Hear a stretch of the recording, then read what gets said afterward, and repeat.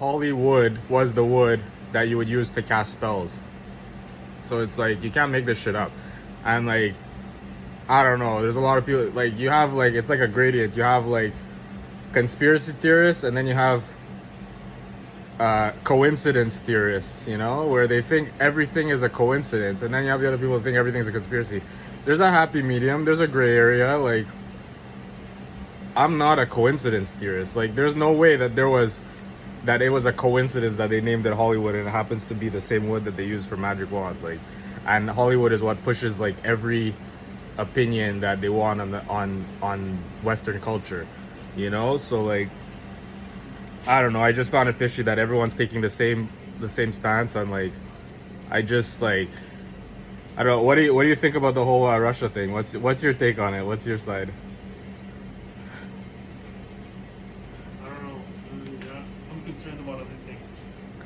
Yeah, me too. Like he said he's concerned about other things if you can't hear. But like It sucks. I feel bad for them. absolutely. But it's a good thing you say that because that's something that's so interesting. Like we're in Canada, right? We're thousands of miles away. And like you see people here like, oh yeah, like we gotta support, we gotta this, we gotta that. I understand if everyone's entitled to an opinion and it's chill that like I like seeing people's empathy come out to a certain extent, but at the same time like I see like posts on social media about like get out and support your Ukrainian community, like, and it's like we're not in Ukraine, like we're not any support that you like any dollars you spend at a Ukrainian establishment, like it literally has zero to do with the war, literally zero. Like even if they're gonna donate something, like you're still like it's still kind of just like an act, you know, like you're kind of just like I don't like to use the term virtue signaling too much because it's played out, but like it's what you're doing. Like it doesn't affect you. I remember back in the day when I would learn when we would learn history and they would tell us about how when they had the wars in Europe and France and everything, and then like New France would start fighting too, and I always found that so dumb. Like everyone in our class too, like they found it so ridiculous. We were like, oh, why did they fight here? Like what did it have to do with the people here? Like they moved away and they started a new life in a new land. Like why would they fight like Europe's war? Like I don't know, it's very strange. That's one weird aspect. Another weird aspect is like a lot of people, these people, it's like they don't understand like how war works, or they think that the whole world is like daisies and unicorns unless like the media is showing them a spotlight on a place that's got conflict. Like for you to wake up in the morning and take a hot shower in your house, like sit on your $1,400 couch and like watch Netflix and like watch your celebrities to tell you how to think, like for you to have that lifestyle, like your country has to be bombing kids overseas. Like you gotta admit that. Like you think like your $1,400 couch, you think your couch would be $1,400 if they weren't bombing overseas? Like someone would have to make that by hand, you know what I mean? Like all these creature comforts that we have, like when you go to Super Bowl and you eat 42 chicken wings, like that's freaking 84 chickens. Like you think the rest of the world like lives like this? Like you can't just yam 12 chicken wings. Like that's freaking 24 chickens. Like people don't think about that shit. Like you can't just like go and have your freaking cheeseburger with your fries and your soda and think like your lifestyle doesn't at all affect other people around the world, you know? Like everything we have that's first world comfort is on the backs of other countries that are suffering. And whenever stuff starts getting tough here, like these are really tough truths that people don't like to acknowledge. Whenever stuff starts getting tough here, we go to war straight up to make sure that our stuff stays chill, you know? And like for you to have your Netflix, for you to be able to flick on the light switch and there's electricity at will, never ending, there's got to be suffering around the world. And that's, you know, it's a sad reality. But these people that are on TikTok and they're doing dances for Ukraine, pretending like they're like if Russia would stop tomorrow, like suffering would end, like that's like completely bonkers. I just don't understand that at all, you know? Like you know what I'm saying though? Like we live in a first world. Yeah, there's this whole time, like through this whole pandemic that we just came out of, like This whole time they've been dropping bombs on tons of countries, and nobody. I'm not gonna say no one cared, but you know, the media is kind of like someone described it as like a security guard with a flashlight. You know, like when he's looking at stuff,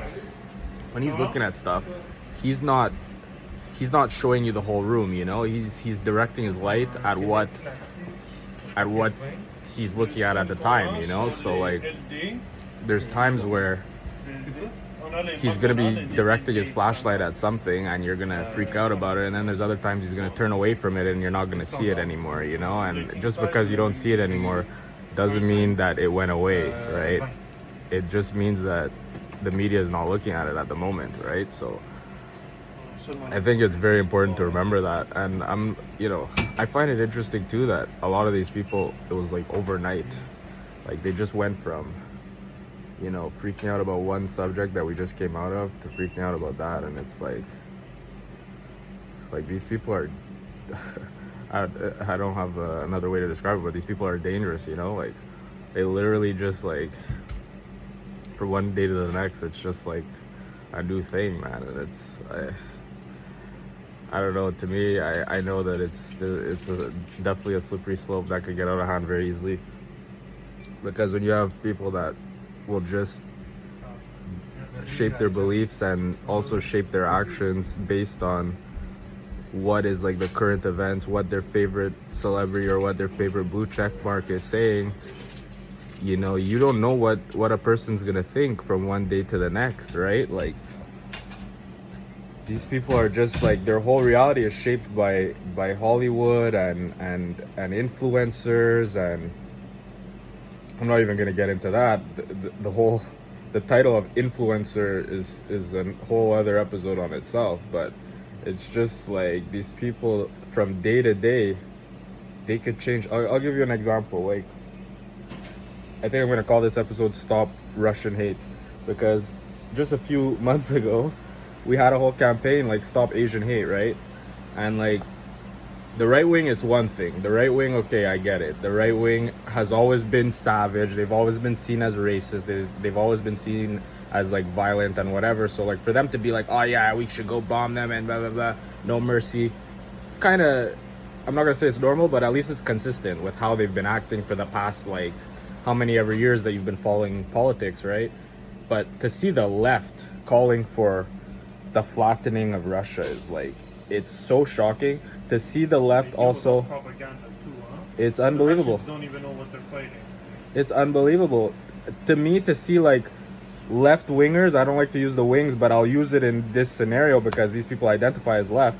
To see these left wingers discriminating against Russian people, people that are here, that have nothing, Russians that are thousands of miles away, that are not in Russia. Even if they were in Russia, they don't work for the government necessarily, right? They're not making calls. They're not turning the switch. Deceiving them. It's all propaganda. Exactly. Even if every Russian citizen was on board, right? They're still not at fault for what the leader is doing, right? And we just came out of such a campaign where people were like, oh, excuse me, you have to acceptance, this and that. Don't demonize people, a whole group based on the actions of a few in that group. You see that with like the BLM and the Black Lives Matter and all that stuff, where like there's in the States there's a serious problem with blacks and crime, like serious problem, violent crime and robbery and all that stuff. And like for years they've been saying now, like, don't blame all blacks for the actions of some, right? Which I completely agree with. I like to take everyone on an individual level. Every person I meet, whether they're black, white, like I say things about homosexuality, but it's not about hate. Like there's gays I meet that I'm fully chill with because like I deal with the individual, you know what I mean? I'm not, just because I may feel a certain way about something doesn't mean every person I meet that correlates with that demographic or that group, I'm gonna act a certain way to them. I may have a prejudice. I may